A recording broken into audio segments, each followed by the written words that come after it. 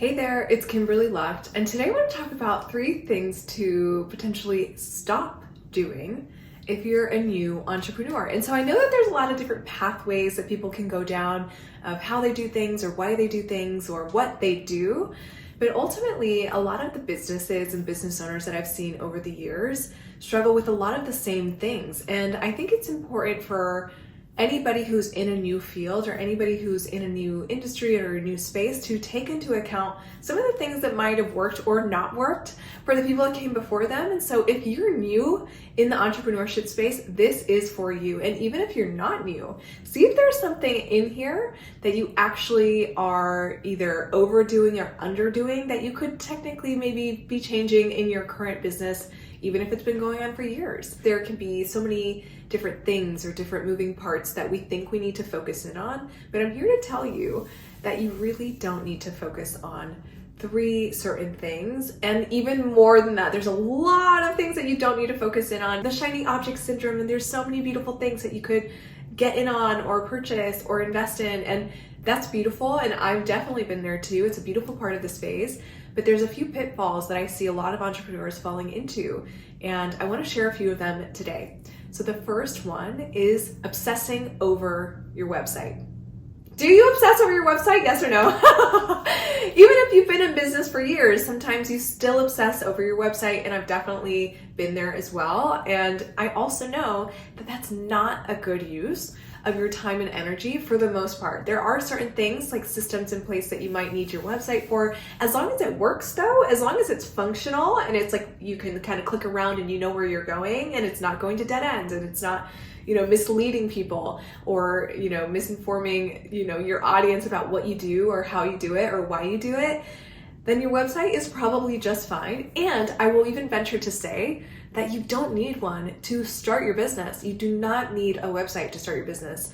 I used to have a client who started her business without a website, and after a few years, she was like, I'll make a landing page. But that was the first site-driven thing that she ever created, and she made money before that was a thing and before any sort of website was up and running. And I want you to think of the fact that websites at this moment in time are not the end all be all for all businesses. It's like, okay, well, you might have some in-person connections that don't rely on a website. You might have some social media connections and an audience there that don't rely on a website. Honestly, the website is a great landing place for people, but it is not the thing that drives sales, okay? So if you're obsessing over your website, remember this. Sales is the lifeblood of your business. If your website is your sales portal, then of course have that set up, yes. But if you notice yourself obsessing over things like branding and design and does this button look good next to that thing, I want you to settle that obsession down just a little bit, just enough to be like, okay, done is better than perfect. And if the sales portal in my website is working, if the buttons are all working, if the opt-in is working, great. I don't need to obsess over this right now. Just recently, I ran into somebody who is starting his own business, and he was telling me, he's like, I had to put everything on hold because I put in all my eggs into the website basket and I felt like it had to be perfect. And then I took it to somebody and they were like, you're all over the place and this and that. He's like, I put my whole business on hold because my website's not perfect. And I told him, I was like, you do not need a perfect website to be in business. To be in business, you just need your first sale. When you get paid for the first time, that is the sign that you are in business, baby. Your website, your LLC, all those papers and all those documents and all of these social media accounts or this and that, it doesn't mean you're in business. The only thing that means you're in business is a sale. And so again, if your website is a sales portal and is something that you use for that, make sure it's working, make sure it's functional, don't obsess over the details. But honestly, you might not even need a website to begin, period. So I'm just gonna put that out there. Take whatever you want from whatever I just shared with you. And if something resonates, like I think I might be spending too much time on the imagery or the graphics or the branding and, maybe you don't need to, right? The second pitfall I see a lot of entrepreneurs fall into, especially in the beginning, is thinking that they need a big audience. You don't need a big audience. You really only need people who are interested in what you have to offer. And that could literally just be, especially for the first sale, They could be one person. Let me just be the first to tell you, if nobody else has told you yet, you do not need a big audience to run a successful business. And the reason I know this is because I've seen it firsthand in both my own journey and other people's journeys as well. For the first sale, and even for a high-end sale, it doesn't mean that you need 1 million or 100,000 followers. You might just need 10 people in a room. You might just need 3 people over dinner, right? It's not about like quantity, it's really about the quality of connection that you have with somebody. And it's not about spreading a mass offer to a massive audience. It's about sometimes being detailed and pointed about who you want to work with and whatever you think could help them. And so I was telling a friend recently who was like, I want to like send this offer to like my email list and my social media accounts and this and that. I'm like, okay, yeah. And like, do you think there's somebody that you could send it to personally? Maybe somebody who's not in your audience or not on your email list, but somebody that you'd love to work with. And it got them thinking of like, like what could this potentially personalized offer look like? And what is the return on investment? Usually when that happens, it's like when people feel like you're reaching out personally, it feels a lot more special. Even if I'm on the receiving end of it, I'm like, this feels special. Like they thought of me.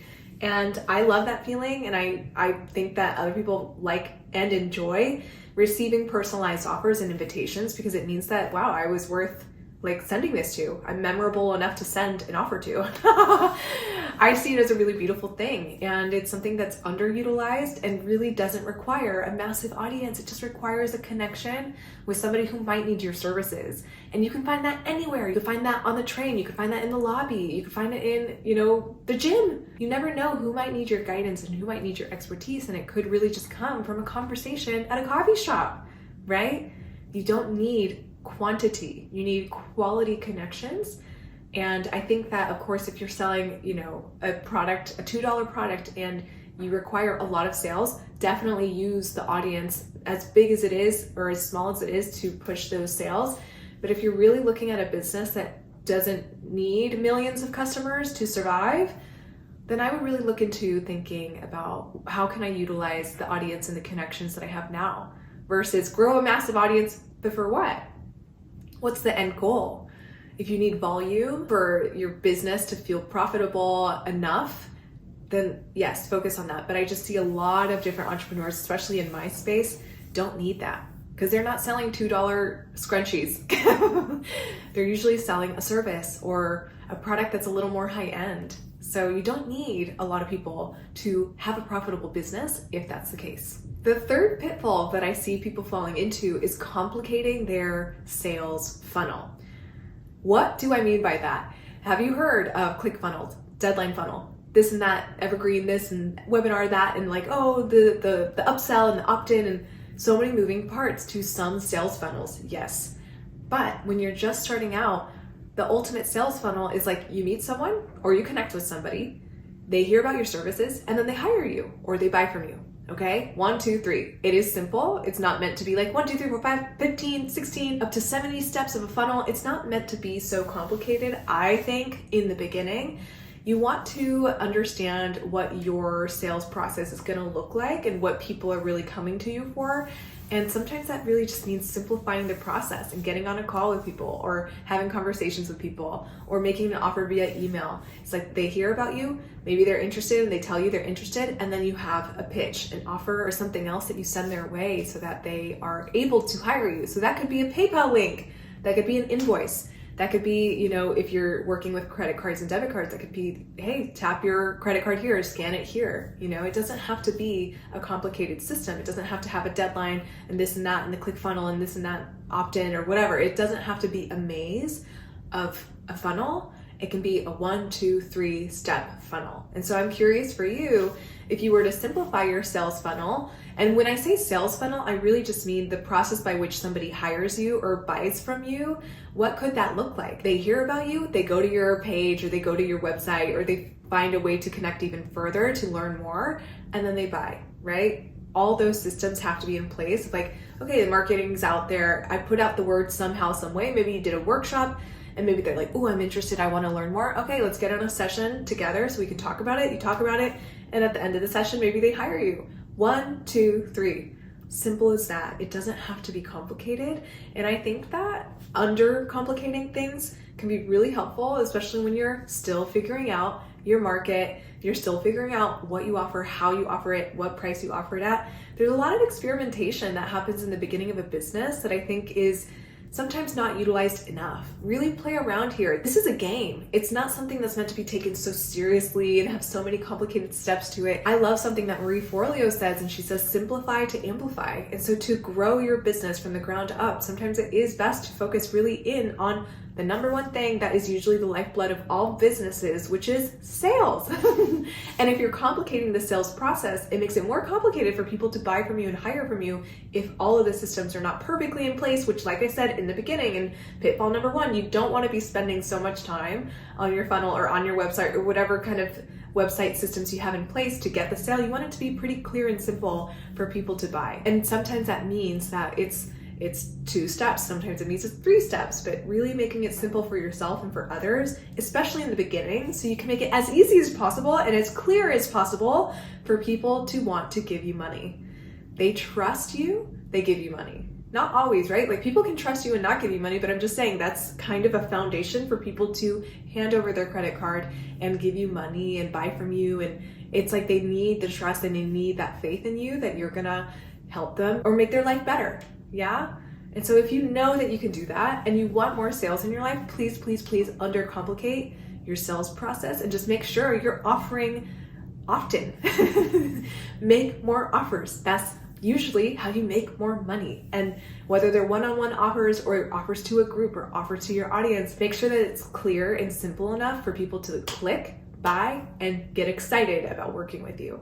I really hope that this helps, and if you want more of this goodness, I invite you to sign up for my Soulful Business Roadmap. It's a free download. It's on my website. You can click the link below to get it, and I hope to see you on the inside. Until next time, thank you so much for watching, and I'll catch you in the next video. Bye!